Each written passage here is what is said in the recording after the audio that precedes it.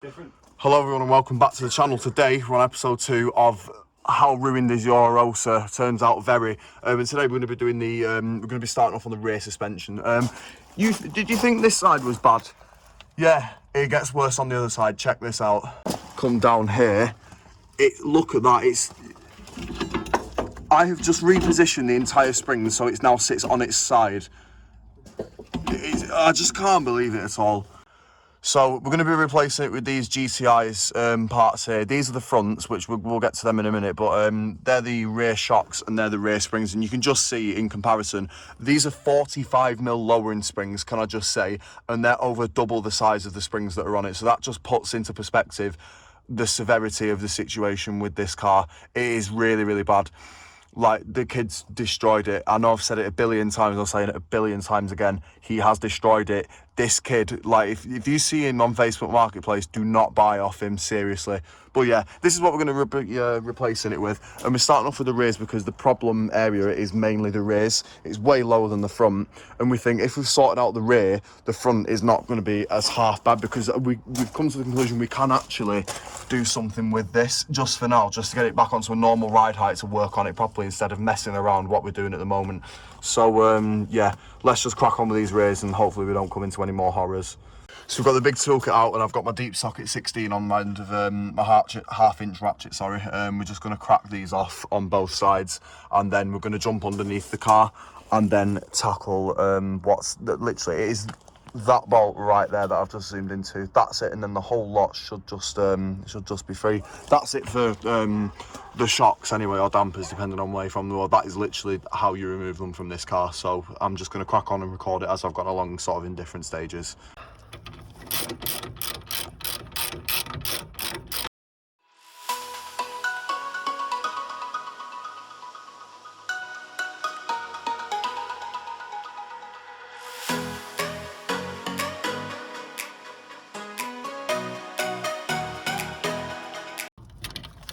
And she's free. She's free. She's free. Hell yeah. Oh. Right, and there is just this absolute mockery of a spring. Nice suspension. Nice suspension, bro. You've done a brilliant job on here. Coilovers, yeah? Coilovers, is it? Bloody hell. Yeah, just said we needed a £15 tool. I don't think so. No. Right, so there we go. There's one shock completely out. That was actually really easy to get out, but you can just see how absolutely knackered out its head this thing is. Look. Just look at that. It's just, honestly, it's destroyed this thing. So I'm glad that we've got some nice GTI suspension to go on it. Let's attack the other side. Yeah.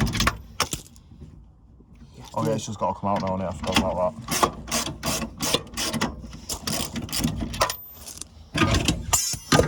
Holy there we go. crap. Well, yeah, because it's not independent, is it? So now that's given us the access room to get to all this so we can get those big old springs in. Yeah. There we go, that's half the rear work done, guys. Hell yeah, let's go.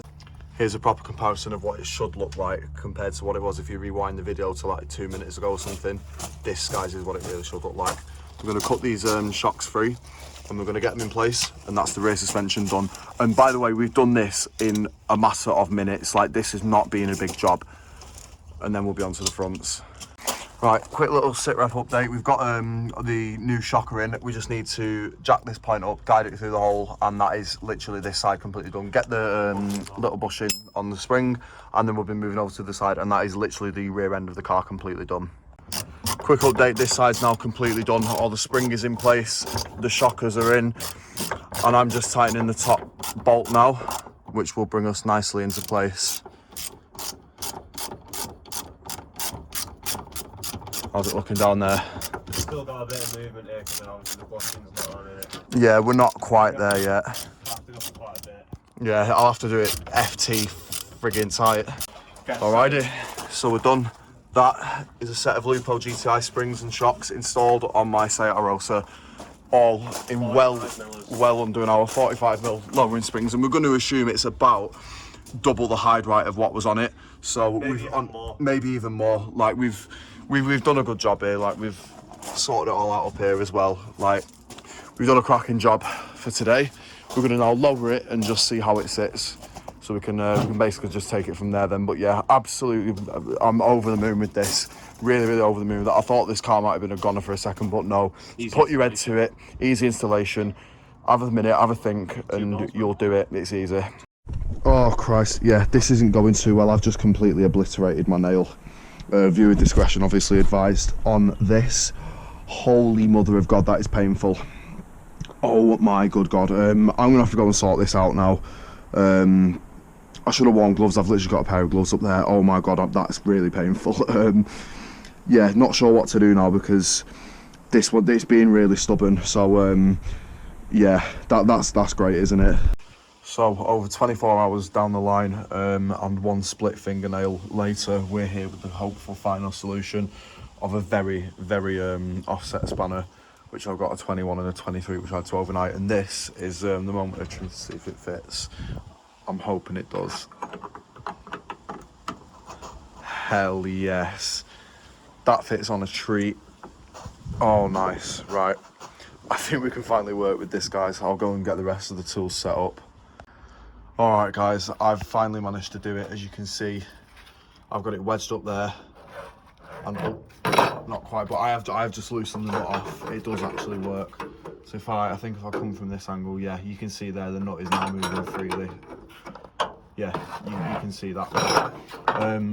So that's great. We can crack on with this other side. However, the problem side, because we've tried so much, I think I've rounded this off in here. So I'll try and put a T50 in it, just because the teeth might have gone a bit wider for the T45. That's my next solution, but we'll come back to that. For the meantime, I'm going to crack this off and yeah. Oh my God, the relief that this thing has brought me. I don't know why. I don't know why they don't stock them anywhere in person, or why it's to wait so bloody long to get one on the internet. It's been like a day and a half. But nonetheless, we've got there and we've cracked it off. So we'll crack on with the down there bits in a minute now that that's loosened up here. Alright, that's pretty much loose now. You can see how much further along the thread that it is than that one. This one, I'm going to try and just use the T50 in it for sure. I've just tried getting it out again and it's 100% starting to round, so I don't want it, excuse me, to be typically get any worse. So I'm going to go and get that set up now, and I might wait for my mate to come down actually just to give me a bit of assistance, so I'm not struggling doing it on my own. In the meantime, I'll get the big ratchet set up and I'll get these two bottom bolts out here. That should be pretty relatively easy to do whilst I wait for my lovely assistant.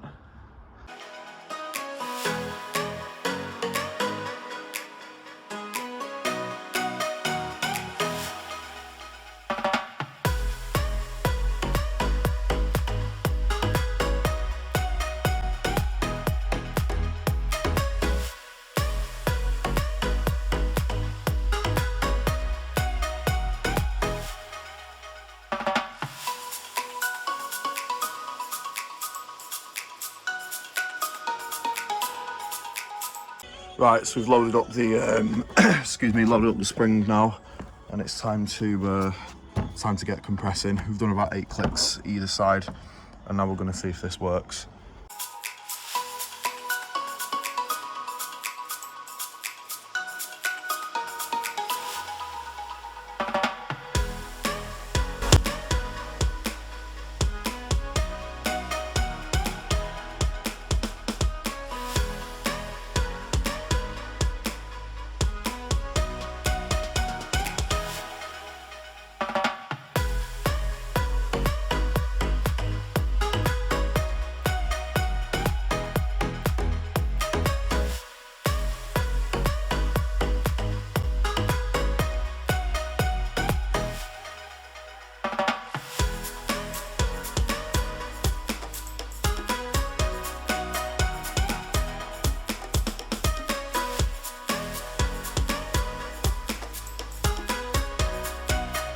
Alright, so cut to it now being out.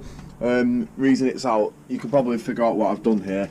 That cap still exists, and this one clearly doesn't, because I have absolutely hammer and chiseled the hell out of it to the point where I've just hammered the thing through and pushed it through.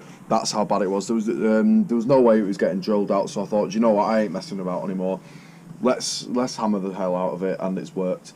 So we stand now with the old one out, that's knackered. I'm just going to disassemble that and put it on the new spring, and as you saw when we were assembling it at home, this is what it looks like, and we're going to chuck this side in now just to mock it all up and make it fit and stuff.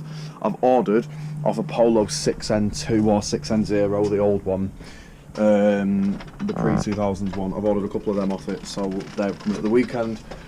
Get it on there and she'll be on the road, so that's an update.